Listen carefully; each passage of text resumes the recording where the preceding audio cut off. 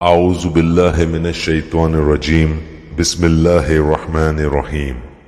اے نبی، جس چیز کو اللہ نے آپ کے لیے حلال کر دیا ہے اسے آپ کیوں حرام کرتے ہیں؟ کیا آپ اپنی بیویوں کی رضامندی حاصل کرنا چاہتے ہیں؟ اور اللہ بخشنے والا رحم کرنے والا ہے۔ در حقیقت اللہ تعالیٰ نے تمہارے لیے قسموں کو کھول ڈالنا مقرر کر دیا ہے، اور اللہ تمہارا کارساز ہے اور وہی پورے علم والا حکمت والا ہے۔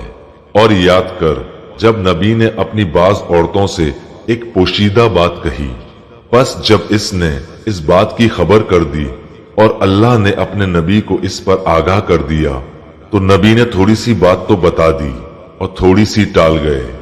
پھر جب نبی نے اپنی اس بیوی کو یہ بات بتائی تو وہ کہنے لگی، اس کی خبر آپ کو کس نے دی؟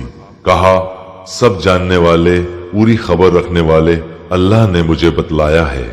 اے نبی کی دونوں بیویوں، اگر تم دونوں اللہ کے سامنے توبہ کر لو تو بہت بہتر ہے، یقیناً تمہارے دل جھک پڑے ہیں، اور اگر تم نبی کے خلاف ایک دوسرے کی مدد کرو گی بس یقیناً اس کا کارساز اللہ ہے اور جبرائیل ہے اور نیک اہل ایمان اور ان کے علاوہ فرشتے بھی مدد کرنے والے ہیں۔ اگر وہ پیغمبر تمہیں طلاق دے دیں تو بہت جلد انہیں ان کا رب تمہارے بدلے تم سے بہتر بیویاں عنایت فرمائے گا، جو اسلام والیاں، ایمان والیاں، اللہ کے حضور جھکنے والیاں، توبہ کرنے والیاں، عبادت بجا لانے والیاں، روزے رکھنے والیاں ہوں گی، بیوہ اور کنواریاں۔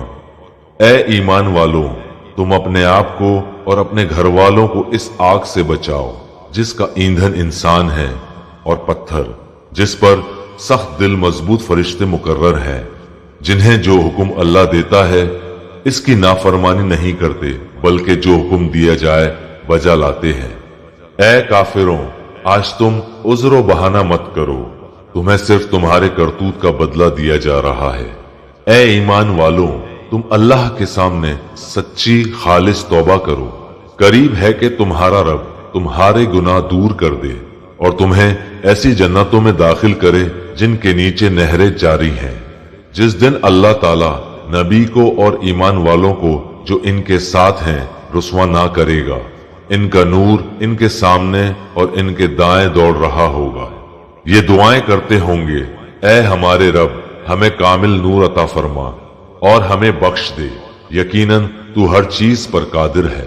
اے نبی، کافروں اور منافقوں سے جہاد کرو اور ان پر سختی کرو، ان کا ٹھکانہ جہنم ہے اور وہ بہت بری جگہ ہے۔ اللہ تعالیٰ نے کافروں کے لیے نوح کی اور لوط کی بیوی کی مثال بیان فرمائی۔